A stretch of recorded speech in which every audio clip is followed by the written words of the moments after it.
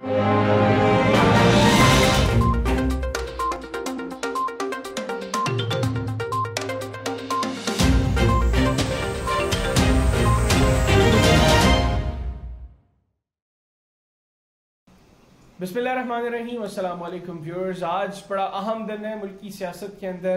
कौमी असम्बली का इजलास सुप्रीम कोर्ट के हुक्म के मुताबिक आज बुला लिया गया और एक्सपेक्ट ये किया जा रहा था कि आज वोटिंग होगी, लेकिन अभी जो हुकूमत की बॉडी लैंग्वेज और गुज़िश्ता रात से जो बयानात हुकूमती अहदेदारों के सामने से की जानिब से सामने आ रहे हैं वो ये बता रहे हैं कि शायद कुछ डिलेइंग टैक्टिक्स का इस्तेमाल किया जाएगा।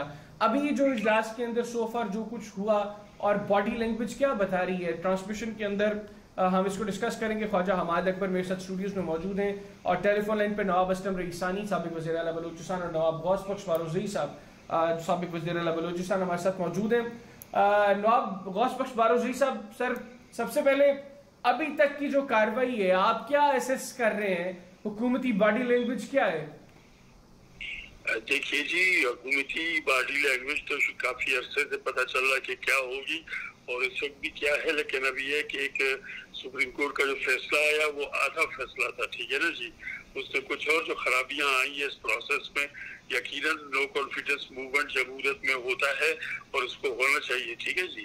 लेकिन उससे पहले जो एक बिल्डअप हुआ है अजीब किस्म का, और सुप्रीम कोर्ट में जब उन्होंने सुओ मोटो इसका वो लिया, क्या कहते हैं, नोटिस लिया, तो उनको ये भी चाहिए था कि ये जो मंडी सजी जनाब मैरियट होटल के अंदर क्या क्या धंधे नहीं हुए और सिंध हाउस में जो ना कुछ सिलसिला चलता रहा, तो इसके भी कोई ना कोई रास्ता बता देते। यकीनन हुकूमत जो है ना, नंबर्स तो उसके पास नहीं है, अपोजिशन जो है वो यकीनन अपर हैंड है उसका, तो अपोजिशन और ये दोनों गेम जो है ना जिस प्ले ग्राउंड पे खेल रही है वो प्ले ग्राउंड सही नहीं है और फिर फाउल दोनों तरफ से फाउल हो रहा है जी।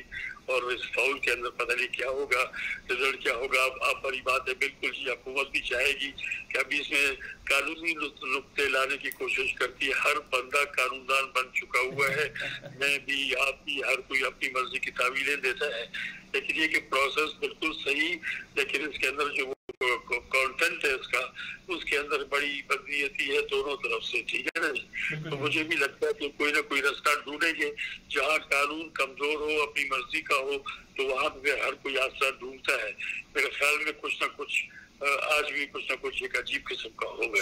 ठीक है नवाब साहब, मेरे साथ रहिएगा। ख्वाजा आप क्या असेस कर रहे हैं अभी करंटली जो बॉडी लैंग्वेज है हुकूमत की, और स्पीकर साहब ने आते ही कहा कि जो गैर मुल्की साजिश के हवाले से उन्होंने बात की, तो आप बॉडी लैंग्वेज को कैसे असेस करें? बॉडी लैंग्वेज खान साहब बिल्कुल जो है वो कंफ्यूज है कि उनकी बॉडी लैंग्वेज से हम ये असेस कर रहे हैं कि दे आर नॉट रेडी कि वो वोट की तरफ जाएं। स्पीकर साहब जो हैं वो मामले को ड्रैग करने की कोशिश कर रहे हैं। यही कोशिश जो है शाह महमूद कुरैशी साहब ने की, और जिस तरह के देखा कि जब उन्होंने तहकीकात और वो कौमी सलामती के मसले के ऊपर जो ख़त है उसके बारे में, तहकीकात के बारे में बात करनी चाहिए, तो शहबाज शरीफ साहब ने उसके ऊपर एहतजाज किया और उसी एहतजाज के सिलसिले में स्पीकर कौमी असम्बली असद कैसर साहब ने इजलास को मुलतवी कर दिया 12:30 बजे तक।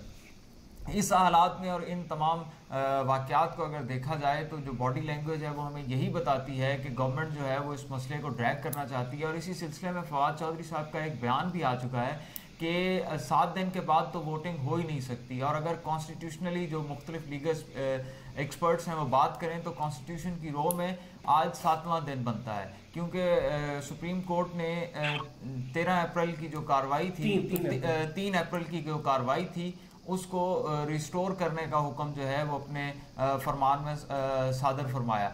लेकिन अब अगर देखा जाए तो इस हिसाब से हुकूमत जो है वो उसको कैलकुलेट करके बैठी है कि आज 7वां दिन है, और अगर वो इस पॉइंट को जो है वो मान रहे हैं कि 7 दिन के बाद तहरीक अदम एतमाद पे वोटिंग नहीं हो सकती, तो मैं ये असेस कर रहा हूँ फिर तो ये कॉन्स्टिट्यूशन की वायलेशन होगी जब कॉन्स्टिट्यूशन कह रहे हैं कि 7 दिन के अंदर करनी है, और जो आपने कहा कि 7 दिन अगर हुकूमत, मेरी अंडरस्टैंडिंग में तो हुकूमत ये नहीं कह रही, ऑपोजिशन ये समझ रही है कि आज 7वां दिन कंसिडर किया जाए, आज आखिरी दिन कंसिडर किया जाए।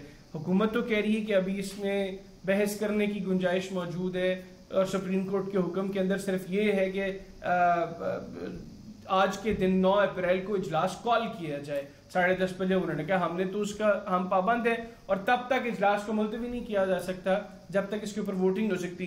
तो नवाब असलम रईसानी साहब, सर आप क्या समझते हैं अभी तक की जो कार्रवाई है नेशनल असेंबली के इजलास की, क्या बॉडी लैंग्वेज आप असेस कर रहे हैं? आपको लगता है कि आज के दिन में वोटिंग हो जाएगी? रईसानी साहब, आप हमें सुन पा रहे हैं? मेरे ख्याल है नवाब साहब से हमारा राब्ता जो है वो मुनक़ता हुआ है। नवाब गौस बख्श फारूकी साहब, सर आपकी क्या अंडरस्टैंडिंग है जो ऑर्डर के अंदर जो चीजें सामने आई हैं, अगर हम उसमें जो अपोजिशन साइड का नैरेटिव सुनते हैं तो चीजें ये हैं कि आज का दिन आखिरी है और आज ही इसके ऊपर जो है वो वोटिंग करवानी चाहिए, जो शहबाज शरीफ साहब ने भी अपने तकरीर के अंदर आज कौमी असम्बली के अंदर जो चीजें क्लियर की। आपको लगता है कि ये चीजें ऐसी ही हैं जैसे ऑपोजिशन बता रही है?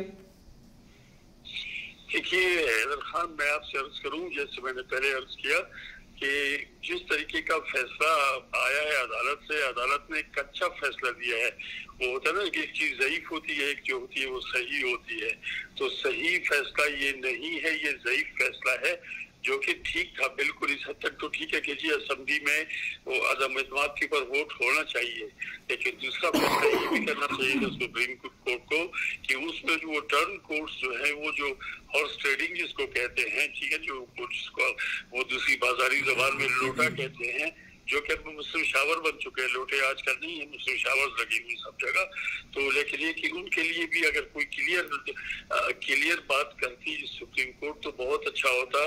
सुप्रीम कोर्ट का फैसला अभी तक तो चीजें मतलब ये तो महज इल्जामात हैं, कुछ चीजें तो सामने नहीं है कि जिन पे हम ये चीजें कह सकें जो आप भी कह रहे हैं कि जो हॉर्स ट्रेडिंग हो रही है, जो मंडियां लगी हुई हैं, तो ऐसा भी तो मुमकिन है कि जिस तरह माजी में पीटीआई कहती थी ज़मीर की आवाज पे वोट दिए, तो अब क्यों ये बातें हो रही हैं कि इनके ज़मीर अभी क्यों मुर्दा होने अगर वो पीटीआई के खिलाफ वोट दे रहे हैं, या अभी क्यों बोलियां लगनी है? हैदर भाई, मैं आपसे अर्ज करूं कि इस दफा जो हुआ है वो बहुत ही नंगा हुआ है। पहले कुछ और होता था। अब आप जरा इस्लामाबाद में पता तो करें, मैरियट होटल की हालत तो देखें, फ्लोर 5 पे क्या होता था। मुझे दोस्तों ने बताया कि आप भी आ जाए, यहाँ पे बड़े तमाशे हैं, ठीक है ना जी। तो मैं कह रहा हूँ अब की प्रोसेस बहुत गंदी हो गई है, मक्खी हो गई है, गंदा हो गया सिस्टम सारे का सारा। इसमें भी सुप्रीम कोर्ट को फैसला देना चाहिए था। फिर उसके बाद जो मौजूद है साफ सुथरा मटीरियल जो वो, दोबारा मैं तभी आपसे अर्ज कर रहा हूँ कि ये जो है सब के सब गलत खेल रहे हैं। इन्होंने जो कुछ करना है गलत करना है, सही की सोच ही नहीं है। वैसे एज पर रूल्स बिल्कुल अदम एतमाद की तहरीक के ऊपर वोटिंग हो जानी चाहिए, लेकिन वही प्रोसेस जिसमें तकरीरें होती है, तकरीरें करने के बाद फिर वो होता है।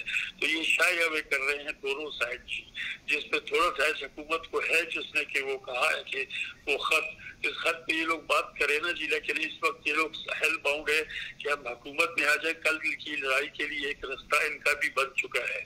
अच्छा नाफ्ता, मुझे ये भी बताइएगा, नॉर्मली कौमी असम्बली का इजलास इतने से हंगामे पे जो है वो मौखर नहीं होता या उसको थोड़ी देर के लिए मुलतवी नहीं किया जाता।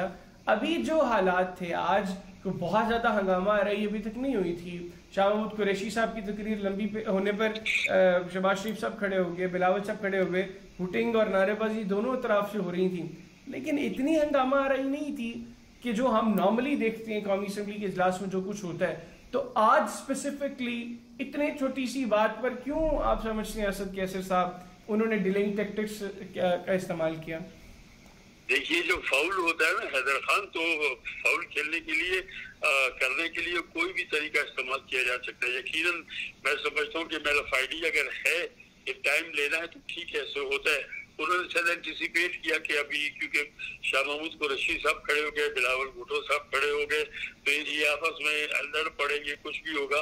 मतलब ये है कि यहाँ पे अब झगड़ा हो करना कोई मसला नहीं। शायद ये वो असद कैसर साहब भी बता सकते हैं, लेकिन यकीनन तो रोक तो नहीं हुए। असेंबली है कि डिले कर दिया, ठीक है, अभी भी इनको करना चाहिए जी, क्योंकि प्रोसेस बहुत खराब होगी। मैंने आपको पहले कहा कि इस वक्त तक ये साथ है। आज मैं बात मेरी याद ही रह गई थी कि बिलावल भुट्टो ने कहा कि अभी हमने मौलाना फजल रहमान को सदर बनाने का नहीं सोचा। ये पॉइंट आप देख लीजिए, जब भी हुकूमत अगर चेंज होती है तो फिर झगड़ा होता है, फिर पीडीएम भी दूर दूर खड़ी होगी। तो हमारी गेम सारी की सारी फाउल है। तो फाउल में फिर आप कुछ भी एक्सपेक्ट करें दोनों साइड से। जी ठीक हो गया। तो नवाब साहब अभी जो हालात हैं आपको, चूंकि नंबर गेम तो अब क्लियर नजर आ रहा है, अभी थोड़ी देर में ये आखिरी सवाल है, इसके बाद फिर थोड़ी देर में कौमी असम्बली का इजलास शुरू हो जाएगा, तो फिर आपसे दोबारा आपका मौक़िफ़ भी लेंगे। आप समझते हैं कि गवर्नमेंट के पास अब नंबर गेम नहीं है, 172 अरकान की हमायत वज़ीर-ए-आज़म इमरान खान साहब को हासिल नहीं है, तो जो भी सूरत है इखलाकी तौर पर वज़ीर-ए-आज़म साहब को इस मनसब पर बराजमान रहना चाहिए। देखिए, इखलाकियात का तो सवाल ही नहीं ना हमारे मुल्क में। हमारे मुल्क में वो दूसरी साइड जो बुला रही है, जो नंबर बढ़ा चुके हैं अपने, तो उनके पास भी तो अपनी चीज नहीं है, पराई चीज है जी। हुकूमत के ही लोग निकल के उस तरफ चले गए हैं। इखलाकियात को निकाल दे, इखलाकियात का मसला ही कोई नहीं है। वैसे वो किसी भी शरीफ आदमी को इस पोजीशन में छोड़ देना चाहिए और उसके बाद फिर क्या कहते हैं आगे का सोचे। इमरान खान की बहुत सारी खराबियां अपनी जगह पे होंगी। एक चीज है कि उसने सिस्टम को क्लियर कर दिया है, लोगों को दिखा दिया कि सिस्टम में क्या हो रहा है। अब इस वक्त हॉर्स ट्रेडिंग और ये गंदगी जो है ये भी जायज और कानूनी करार दी गई है जनाब, मेरे हिसाब से। और जो कि बदबूदार लोग हैं उनको परवाह नहीं है, वो कहते कि नहीं जी हमने बहुत कुछ किया। तो गवर्नमेंट के पास यकीनन गेम उनके हाथ से निकल चुकी है, क्योंकि उनके अपने मेंबरान उनसे निकल गए हैं। ठीक है ना जी। तो यकीनन writing is on the wall. अब ये कि प्रेशर टैक्टिक्स के अलावा पॉलिटिकल टैक्टिक्स और लीगल टैक्टिक्स, खुदा की कुदरत है कि अब हम हर आदमी जो है ना वो लीगल एक्सपर्ट बन गए हैं। हम मुझे कॉन्स्टिट्यूशन का बिल्कुल कुछ पता नहीं, लेकिन इखलाकियात की हद, कॉन्स्टिट्यूशन इखलाकियात होता है खान। अगर हमें इखलाकियात अच्छी होगी तो हम उस किताब को भी मानेंगे। ठीक है जी। देखिए, अल्लाह करे मुल्क के लिए खैर मांगे, बाकी हमने कोई अच्छाई नहीं की। बिल्कुल, बहुत शुक्रिया नवाब गौस फारूज़ई साहब, आपने इसी तौर पर वक्त निकाला। नाज़रीन, नवाब गौस फारूज़ई साहब की गुफ्तगू आपने सुनी। अभी तक के जो हालात हैं कौमी असम्बली के, अभी आपसे कुछ मिनट के बाद, 5-7 मिनट के बाद जो असद कैसर साहब ने 12:30 बजे का वक्त दिया दोबारा, तो इजलास शुरू होगा। फिर क्या होता है ये आगे चल के देखते हैं। फिलहाल ट्रांसमिशन में एक ब्रेक लेंगे और ब्रेक के बाद इजलास के बाद जो कार्रवाई सामने आएगी उसके ऊपर ट्रांसमिशन का सिलसिला आगे बढ़ाएंगे। हमारे साथ रहिए।